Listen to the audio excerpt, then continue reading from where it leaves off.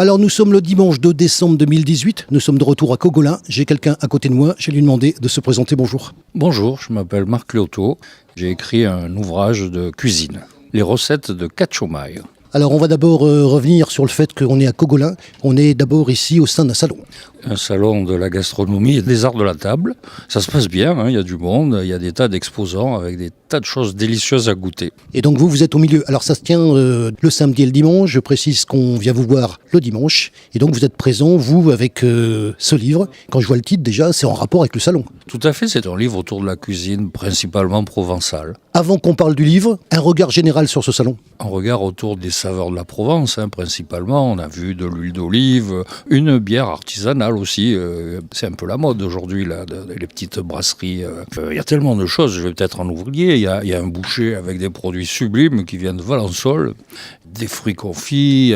Il y a des tas de choses. Il y a même un petit stand de relaxation. Exactement. Alors moi, et avant qu'on parle du livre, parce que bien sûr on va en parler, je mets l'accent sur le fait que justement vous êtes présent à ce salon et que automatiquement, c'est ça qui est intéressant pour vous d'ailleurs, c'est que vous nouez des contacts pour ce livre à travers déjà les différents exposants, puisque je suppose que vous parlez entre vous. Moi, je me suis fait des amis dans ce salon, des gens que je ne connaissais pas, qui sont très très sympathiques.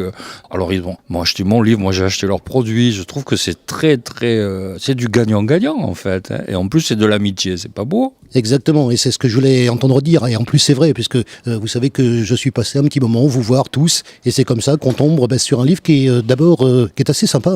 Déjà du point de vue contenu, du point de vue également, moi j'aime bien la couverture, je le dis franchement. Voilà, alors le titre. Les recettes de Cacciomai. Alors il faut savoir que Cacciomai en provençal ça veut dire tirelire.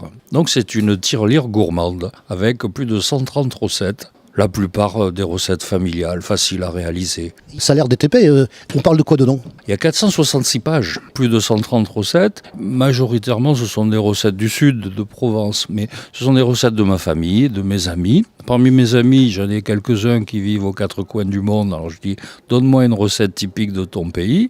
On va trouver une recette d'Argentine, du Japon, même une d'Angleterre. Vous vous rendez compte, la cuisine anglaise. Et puis, quelques recettes aussi de chefs de grands cuisiniers que j'ai rencontrés quand j'étais directeur de l'école hôtelière de Cannes et qui m'ont fait l'amitié de me donner quelques-unes de leurs recettes. Voilà, donc c'est un livre très varié. Au niveau des contenus, ce qui fait l'originalité en fait, parce qu'il y a tellement de livres de cuisine, c'est que chaque recette est accompagnée d'une petite histoire, d'une anecdote. Je présente mes copains qui m'ont offert cette recette, ou bien je parle du produit, des choses un petit peu particulières. Une recette qui date de 1300 et quelques, dont j'ai laissé l'écriture en ancien français. Bon, après je traduis bien évidemment, c'est le chapeau de poulaille. Et puis, vous avez la possibilité en l'utilisant de partir de l'apéritif avec les amuse-bouches. Si vous voulez, vous pourrez fabriquer les apéritifs de nos grands-mères, le vin d'orange, même le marsala comme le faisait ma grand-mère. Ensuite, il y a les soupes, les viandes, les gibiers, les légumes, des recettes avec des fromages, et puis on arrive sur les desserts, bien évidemment. Alors, je ne me suis pas trop attardé sur les 13 desserts de Noël, parce que c'est tellement courant, mais j'ai quand même trouvé un dessert de Noël qui vient d'Allemagne. Ça change un peu de la pompe à l'huile et de la fougasse, mais vous les trouverez dans mon livre aussi. Et à la fin, il y a un petit chapitre que j'ai appelé les historiettes. Donc ce ne sont pas des recettes, ce sont des histoires d'amitié, de ma rencontre avec Guy Géda, qu'on appelle le pape de la cuisine provençale, avec Georges Henrietti, qui est mon grand complice, qui était le patron du bar du Martinez à Cannes, qui peut raconter 300 histoires dans la même soirée sans jamais tomber en panne. C'est un bouquet de saveurs. Et puis c'est un bouquet d'amitié joyeuse. Voilà comment je résumerai mon livre. C'est un excellent résumé, moi j'aime beaucoup. Ce qui m'amène bien sûr à la question, il est sorti quand? Il est sorti à la fin du mois d'octobre. C'est très récent, il est disponible chez l'éditeur, qui a un très joli nom, l'éditeur, il s'appelle Au Pays Rêvé. Même si on n'a pas tellement de recul parce qu'il est sorti récemment, je suppose quand même qu'il y a des personnes qui l'ont consulté. Je ne sais pas si on peut dire lire, mais c'est plus un mode de consultation, puisque c'est quand même des recettes. Il y a des gens qui vous en ont parlé déjà, comment ils ont perçu ça? J'ai des bons retours. Et alors il me dit ça, j'ai essayé ça, c'est super. Ça c'est un peu compliqué, mais j'y suis arrivé quand même. Voilà. J'ai d'excellents retours. Et pour certains, c'est des souvenirs, parce que c'est des plats qu'on a fait ensemble et qu'on a dévorés ensemble en vidant la coopérative qui était à côté. Enfin, pas en la vidant, mais en se servant allègrement. Alors on parle bien sûr de salon. Vous allez en faire des salons? Oui, je vais en faire quelques-uns, mais il faut dire quand même que je suis débutant. C'est mon premier livre et mon premier salon, c'était le Festival du Livre à Montsartou. Sacrée expérience quand même. C'est où Montsartou? Montsartou, c'est entre Cannes et Grasse. C'est un grand salon. Il y a a en moyenne 60 000 visiteurs. J'étais un peu perdu là au milieu, je faisais écrivain débutant. Mais ça s'est bien passé. Justement, alors, quand vous faites un salon pour la première fois, parce que ça c'est intéressant, on rencontre des gens qui ont l'habitude de ça. Ça m'intéresse de savoir, alors je ne sais pas si on peut vous appeler néophyte, et bien sûr dans le bon sens du terme, parce que bien sûr, on a tous, vous savez, même moi, on a tous débuté un jour, et c'est en cela que ça m'intéresse d'avoir votre ressenti sur cette première expérience. Comment vous avez été reçu par les autres, c'est extrêmement important. Comment vous avez ressenti ça? La première surprise, c'est l'attitude des collègues écrivains, qui sont très gentils, très bienveillants, qui déminent un peu le terrain, qui expliquent comment ça se passe, qui vous expliquent que les droits d'auteur, c'est quand même pas simple à comprendre, et puis c'est important de savoir. C'est l'amitié, la convivialité.